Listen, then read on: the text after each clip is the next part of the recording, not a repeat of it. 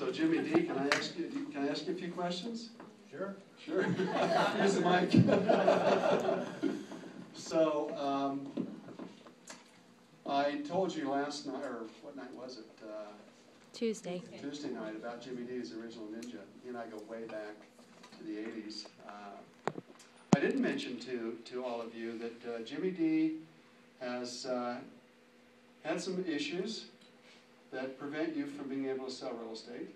Yeah. You're still an amazing inspiration to all of us. Why don't you tell us about your journey from when you were selling real estate to now, so let everybody know what you're up to. You don't have a full week session, do you? Can you ask me something simple like what's my name or anything? Yeah, I'm really honored to be here. It's really cool for me. I don't get out very much anymore. I have to really plan my energy and my day. And it's ironic that, and of course, there's no irony to me in the world anymore. I think it's all a matter of the universe makes no mistakes. You know, the lesson that came to me today, I thought, well, what if Larry says something? You know, he told me to come down and just wave. But I know that means he'll pull me up here and ask me to say something. So I'm like, what do you say, you know, other than just hi? That's probably good enough. But I was thinking about the people that are in this room, because let me gather my thought here. I have not been able to do much or be actively involved in things, but I was asked to be on the Commission for Disability for the City of Fort Collins, and I accepted that because I can do that's once a month. And one of the things that occurred to me was that I wanted to be out in the world with people, and I wanted to be involved. So that seemed like a great idea, and it is. And we meet once a month, and today happened to be the day. So I got up and I shaved. I normally have really long fingernails and scraggly hair.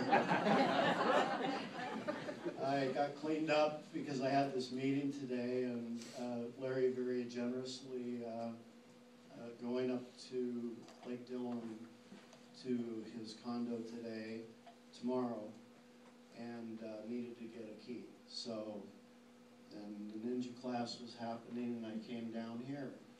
Well, what I realized on my way down here was, at this meeting, I wanted to pull my teeth out. You know, I should have feigned. I should have said, you know, fatal disease, I'm dying, I gotta leave, because it's not the kind of people I like to be around.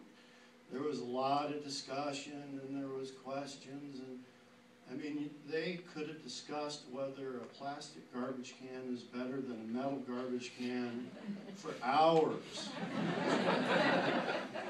And it seemed like more than just hours. And I realized the kind of people I want to be around are the people that are in this room.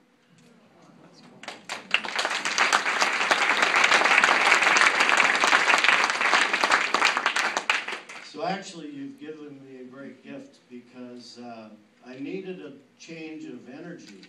That was brutal. I just got done with it. I wanted to come hang out with cool people. I didn't know it was going to be that painful. So thank you for being here, and the gift of being here today. It's really neat for me to see people trying to just look at things in a better way, and just try things differently, and try to be better. And I can't tell you the admiration I have for Larry for bringing this to so many people, and putting it all together and keeping it going. It's really cool. Today is a little ironic. Back in the day, it's funny now, all the guys I all raced with are considered like in the Bicycling Hall of Fame and stuff. Now they're old guys. So back then, when I was racing bicycles, Larry very kindly knew that we had a really crummy budget, and so he offered his condo. He was young and foolish back then, to our team for spring training camp.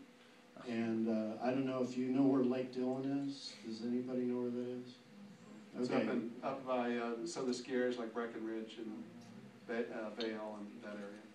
And this is really worth describing if you haven't seen it. If you've seen pictures of Colorado that made you say, I got a vacation there, his view from his deck looks at that picture that's in all of those travel brochures. So, very brave, and he let my team train there, and it's soaring mountains and tall, high mountain passes. And when I raced professionally with the guys, our races were 100 miles a day or so. So we would train up there, and we would go on these 116, 120 mile over mountain pass training trips. And eventually I got older, and I would drive the support vehicles, and I managed the team. And that was back when. And so then now I'm here now. That's the leap forward I'm going to give you. I'll skip everything in between. And it's really ironic because one of the things that I guess I would say today, the word today is adapt.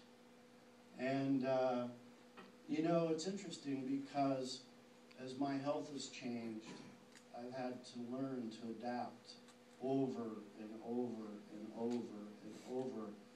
And then as I have like remissions and what's going on, not necessarily remissions, but good days, then I have to adapt backwards to get my head around the fact that maybe today I have more energy, I should try doing more. I can't convince myself I'm doing less.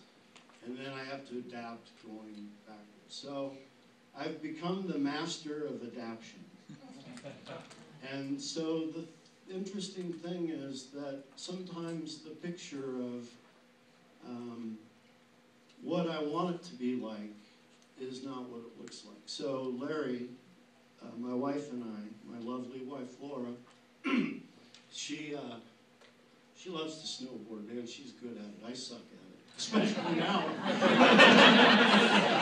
That's what put me in this chair, man. I'm an excellent skier, and snowboarding, man, that's just too much brain power for me.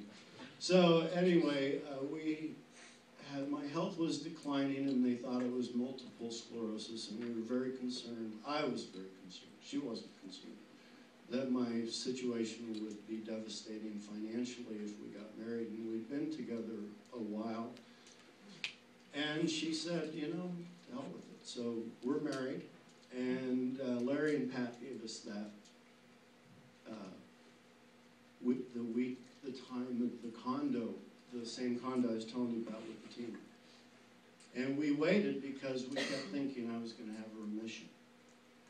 And it just didn't happen. So I called Larry up and I said, hey, my son wants to drive us up there, and he's going to snowboard with Laura.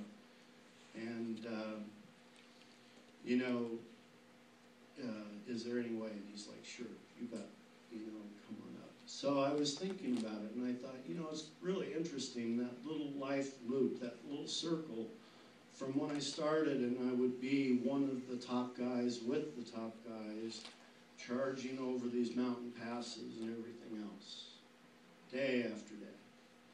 And that's who I thought I was, because that's who I was. But now I'm going up because I want to sit on the balcony. And I want to think about those moments. Because I have those moments to think about, see?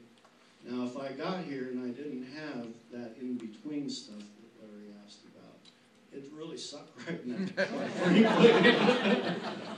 So I guess what I'm saying is, your moment is right now.